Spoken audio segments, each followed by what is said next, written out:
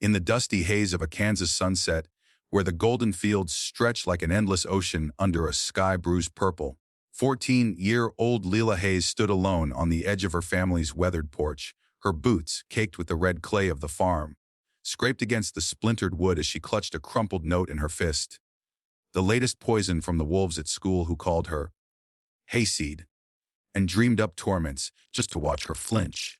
But tonight, as the wind whispered secrets through the cornstalks, Leela's eyes burned not with tears, but with a fire her tormentors had never seen. Little did they know, the storm they'd unleashed wasn't coming from her. It was already on its way, hidden in the shadow of a woman who could silence armies with a single glance. Her mother, the one they laughed about, the special forces fantasy that made Leela the punchline of every cafeteria whisper. If you're hooked on stories like this, raw, real tales of underdogs rising up, hit that subscribe button right now and ring the bell. We're building a community here for folks who believe the quiet ones always pack the biggest punch. Stick around, you won't believe what happens next. Leela Hayes wasn't born to the roar of city lights or the hum of suburban soccer fields. She came into this world kicking and screaming in a creaky farmhouse outside Wichita, Kansas, where the nearest neighbor was a mile away and the only traffic jam was a herd of black Angus blocking the dirt road. Her father, Tom Hayes, had been the salt of the earth, a broad-shouldered man with calloused hands who rose before dawn to mend fences and coax life from soil that fought back every inch of the way. He'd built the family legacy with sweat and stories, tales of his own grandfather homesteading these plains during the Dust Bowl when men and women stared down starvation and won. Tom dreamed Leela would inherit that grit, that she'd take the reins of the 200-acre spread one day, turning it into something unbreakable. But life, as it often does in these heartland epics, had other plans. When Leela was just 5, a freak tractor rollover stole Tom away in an instant, crushed under twisted metal on a rain-slicked field, his last breath a curse at the storm that betrayed him. The funeral was a blur of casseroles from church ladies and condolences from folks who'd known him since he was knee-high to a grasshopper. Leela remembered clutching her mother's hand, the one that felt like iron wrapped in silk, and staring at the pine box as if willing it to crack open. "He's flying now, baby girl," her mom had whispered, voice steady as a rifle shot. Up there with the angels watching over his girls. That mom was Riley Hayes, Riley to her army buddies, sergeant major to her superiors, and a ghost to the civilian world. At 38, she was a legend whispered about in the shadowed halls of Fort Bragg, a woman who'd enlisted at 18 with nothing but a high school diploma, a chip on her shoulder the size of Texas, and a fire in her belly forged from a childhood of scraping by in rural Missouri trailer parks. Riley had clawed her way into the elite world of Special Forces support, logistics, and intel for Delta operators, the kind of role that demanded you vanish into the night, orchestrate extractions from hellholes most maps didn't acknowledge, and never ever let the enemy see your face. She deployed to Afghanistan twice, Iraq once, and God knows where else on Black Ops that left scars no one could see, medals. She had a drawer full, tucked away like dirty laundry. But to Leela, she was just mom, the one who baked lopsided apple pies on rare weekends home and taught her to shoot the .22 rifle before she could ride a bike. Riley's absences were the price of that life. Weeks turned to months, video calls crackled with static from forward bases, and Leela learned early to fill the silence with chores, feeding the chickens at dawn, mucking stalls till her arms ached, harvesting corn under a sun that baked the doubt right out of you. The farm hands, old Mr. Jenkins and his son, who came on weekends, helped keep the place afloat, but it was Leela who became the backbone, a pised foreman with braids whipping in the wind and eyes that saw too much for her years. She didn't complain. Complaining was for city folk, her dad used to say. Out here, you planted your feet and weathered the gale. School was supposed to be the escape, a rickety yellow bus rumbling down gravel roads to Willow Creek High, a brick and mortar relic plopped in the middle of nowhere. But for Leela, it was a battlefield of a different sort. Willow Creek drew kids from 3 counties, farm brats like her, oil roughnecks' sons with attitudes bigger than their daddy's trucks, and a smattering of transplants from Wichita chasing, small-town charm that turned sour fast. Leela's first day in 7th grade had been a disaster, her overalls too stiff from thrift store starch, her lunch a thermos of venison stew that smelled like home but reeked of weird. To the cool crowd, that's when she met Brittany Klein. The queen bee with bleached blonde hair, a cheer uniform that hugged like it was painted on, and a laugh sharp as barbed wire. Brittany was everything Leela wasn't: polished, popular. The daughter of a car dealership owner who drove a shiny Mustang to school, while Leela hitched rides on the bus. Brittany's crew, Chloe the gossip with the Instagram feed full of filters, and Jake the quarterback whose daddy coached Pee Wee football, circled like vultures, picking at Leela's edges. It started small snickers at her mud-stained sneakers, whispers about her cowgirl accent that thickened when she got nervous. Hey, hayseed, your mom forget to pick you up again. Oh wait, she probably forgot she had a kid. Brittany's zinger, tossed like a grenade in the lunch line, landed because it was half true. Riley's deployments meant Leela walked home alone more often than not. The 2-mile trek, a gauntlet of stray dogs and her own racing thoughts. Leela tried to laugh it off, the way her dad would have, brush it away like dust from your jeans. But the barbs dug deeper. By 8th grade, they'd escalated, fake Facebook profiles mocking her as Leela the llama, notes stuffed in her locker with crude drawings of barns and pitchforks. One afternoon, Chloe, accidentally, dumped red paint on Leela's backpack during art class, claiming it was ketchup from lunch.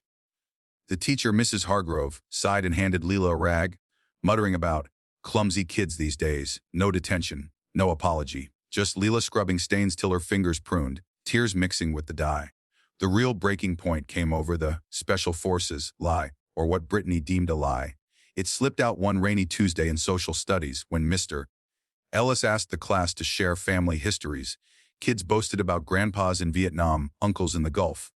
Leela, heart-pounding, mentioned her mom. She's in the Army, Special Forces support. She helps with missions overseas. The room went quiet, then erupted. Jake snorted first. Special Forces? Your mom? The one who smells like tractor exhaust. Brittany leaned in, eyes gleaming. Oh honey, that's cute. My dad's got a cousin in the real military. Marines. Not whatever fantasy farm league you're in. Words spread like wildfire through dry grass. By lunch, Leela's tray was accidentally knocked flying, mashed potatoes splattering her shirt like war paint. Oops, Special Forces kid can't dodge a potato. What kind of training is that? Chloe giggled, high-fiving Jake. Leela bolted to the bathroom, locking herself in a stall, chest heaving. She pulled out her phone, dialing Riley's number on instinct, but it went to voicemail. Hey, it's Mom. If it's important, leave a message. If it's not, I love you anyway. Leela whispered into the line. They're saying you're a liar, Mom. That you're not you. Click. She slid down the wall, the fluorescent buzz overhead mocking her like fluorescent laughter. That night, alone in the farmhouse with the wind howling against the windows, Leela cracked. She rifled through the old trunk in the attic, the one Riley kept locked, filled with dog tags, faded photos of her in desert camo, a Purple Heart citation yellowed with age. There was a picture of Riley mid-20s, grinning beside a Black Hawk helicopter, her face smudged with grease, eyes fierce as a hawk's.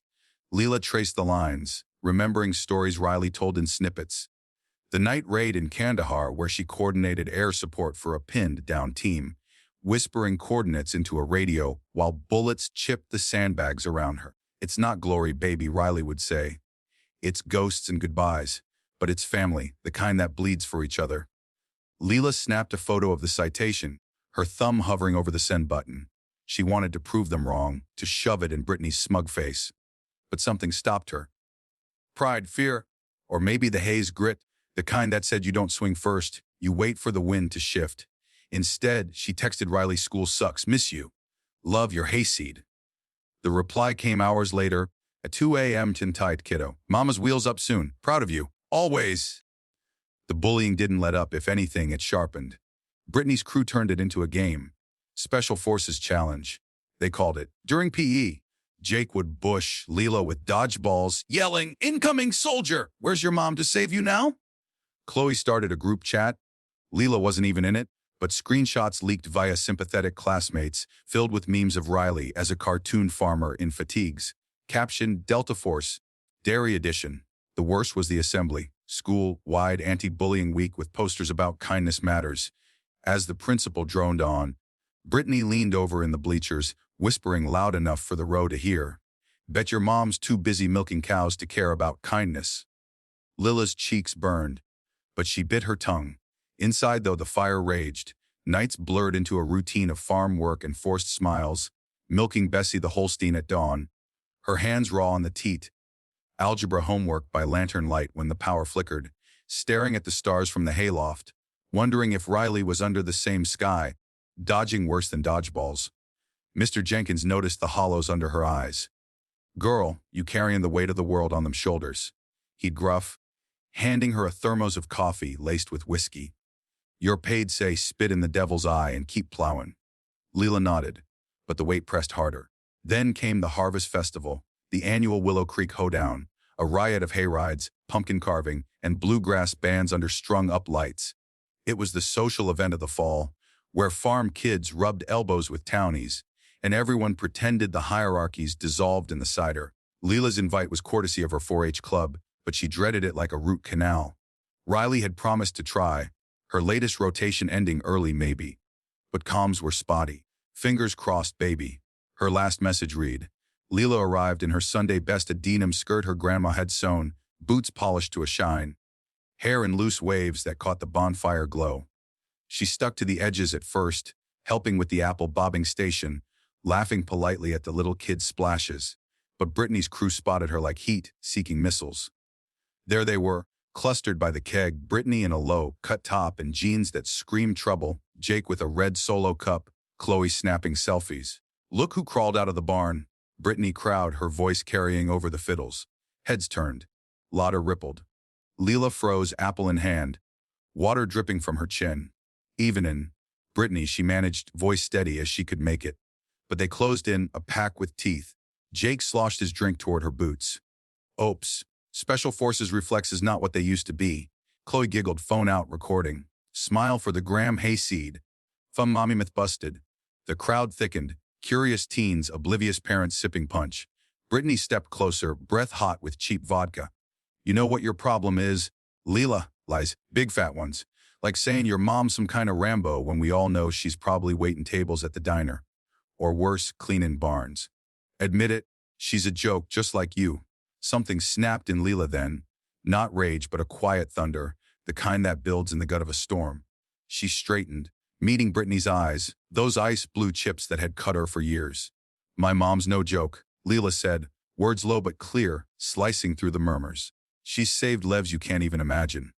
And she's coming home soon. You'll see."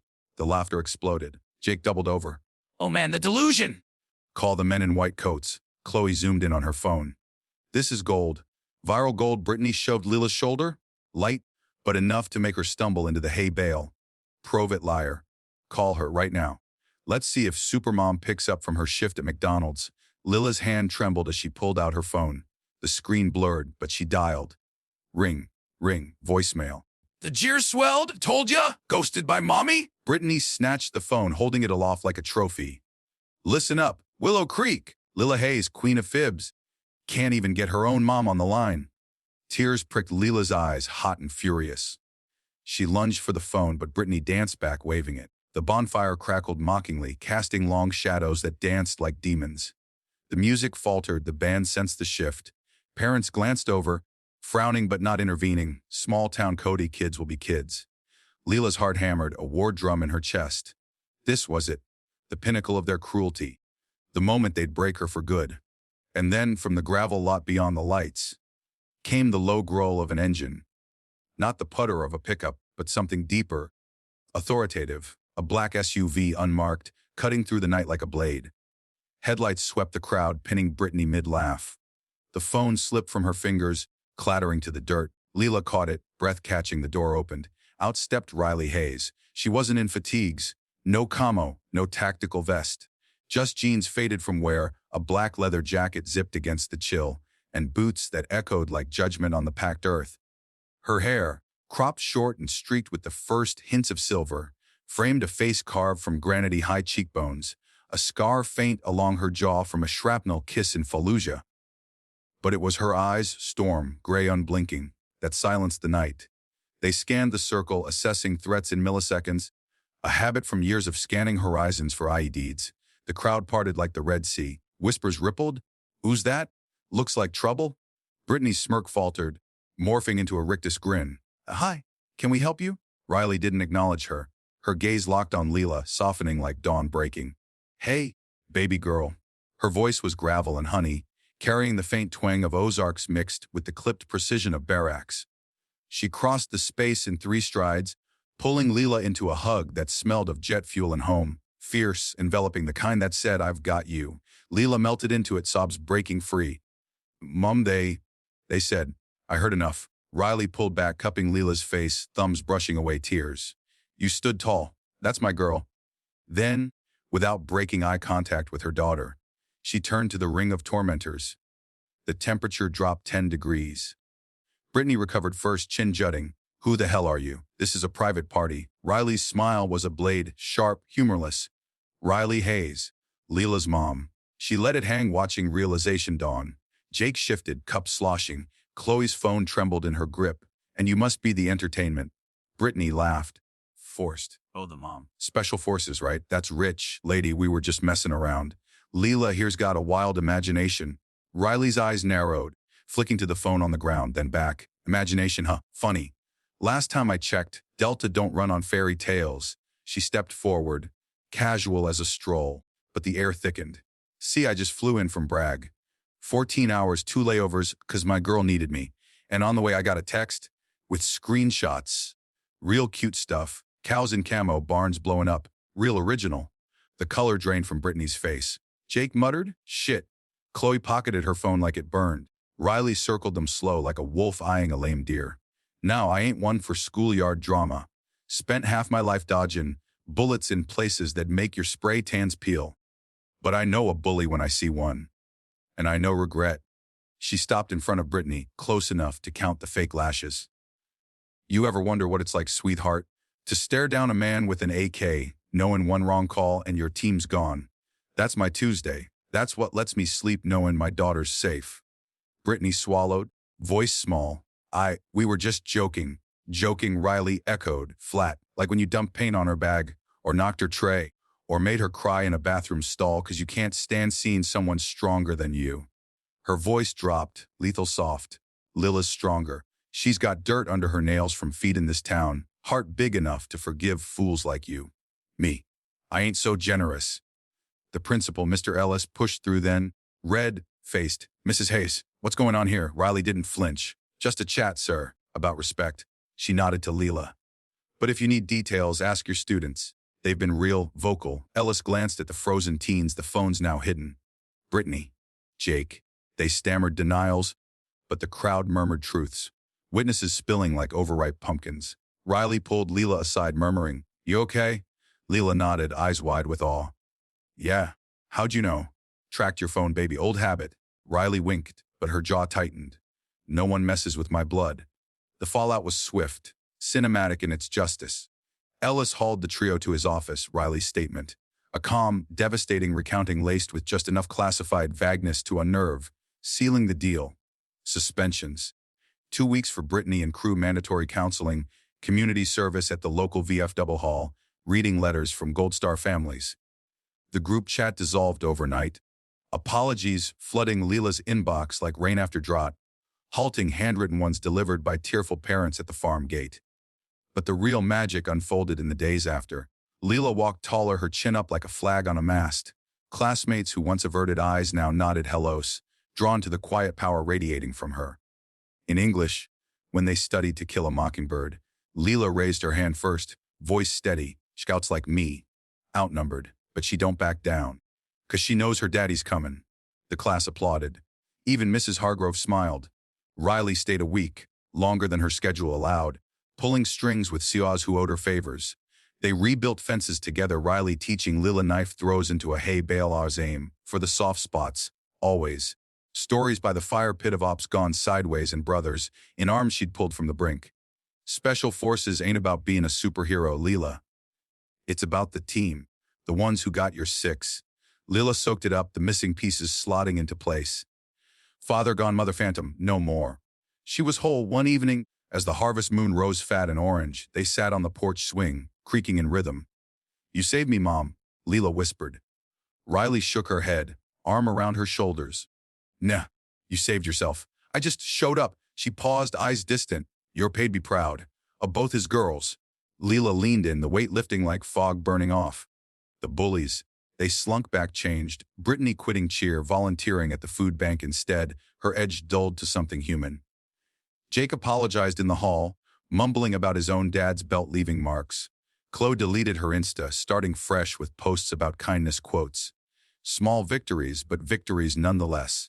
In the end, the farm stood stronger, new irrigation lines Riley rigged with scavenged parts, Leela's 4-H project winning blue at the county fair, an essay on roots and resilience, dedicated to Tom and Riley. Willow Creek buzzed with the tale, retold at diners and barbershops. The night the ghost mom rolled in and turned the tide. Leela Hayes, no longer hayseed but legend. And as winter dusted the fields in white, Riley kissed her forehead before heading back to the shadows. Remember, baby, the quiet ones win. We always do. Fade to black on that porch, the swing swaying empty. But the fire, it burned eternal. Woo, what a ride, right? Stories like Leela's remind us that behind every underdog is a force of nature waiting to roar. If that hits you in the feels, drop a like, share with a friend who's been there, and hey, let's keep the conversation going. From which part of the country are you watching this video? Texas, California? Maybe your own patch of heartland? Tell me in the comments. I read everyone.